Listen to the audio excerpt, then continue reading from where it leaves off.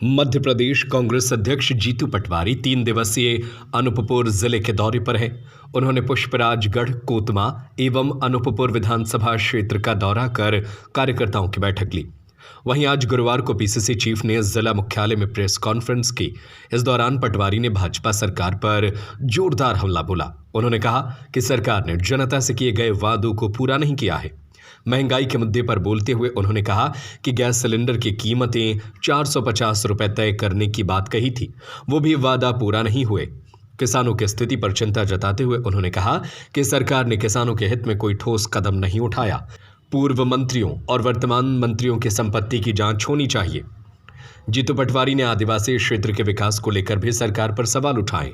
उन्होंने कहा कि पेसा कानून के तहत आदिवासी क्षेत्रों के लिए 30% बजट का प्रावधान है, लेकिन इसका सही उपयोग नहीं हो रहा है।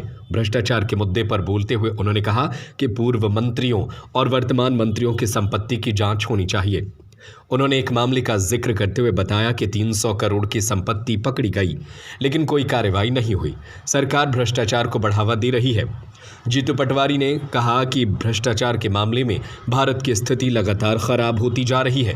उन्होंने प्रधानमंत्री मोदी के नए भारत के विजन पर सवाल उठाते हुए कहा कि यह वह नया भारत नहीं है जिसकी कल्पना की गई थी।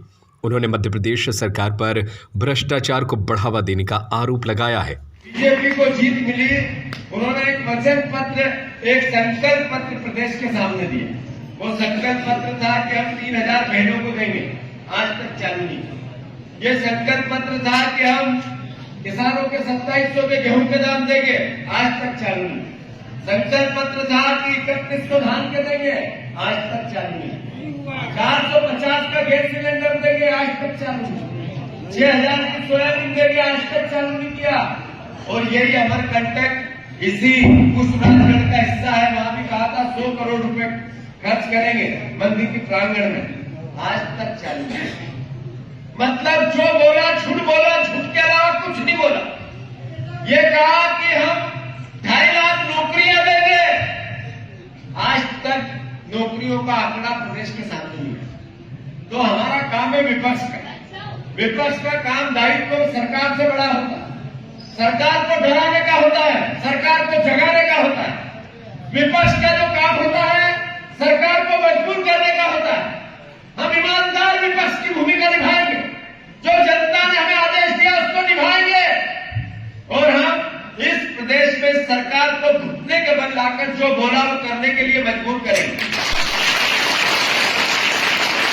साथियों, अभी चुनाव नहीं है। एक ही साल हुआ जब लोकसभा का चुनाव हुआ, तो हमने बुंदेलाल जी को टिकट दिया। आप लोगों के विधायक थे, हम सांसद बनना चाहते थे। देश की संसद में धाड़ा आपका बेटा, इसका हमने पार्टी ने अवसर दिया, पर वहां भी प्रदेश के लोगों ने बीजेपी पर भरोसा किया। नरेंद्र मोदी जी ने कहा था नया भारत बनाएंगे, जिसमें करप्शन नहीं होगा, 2 करोड़ नौकरियां मिलेगी, किसान की आय दुगनी होगी, एमएसपी देंगे, भ्रष्टाचार मुक्त देश देंगे। पर उल्टा हुआ।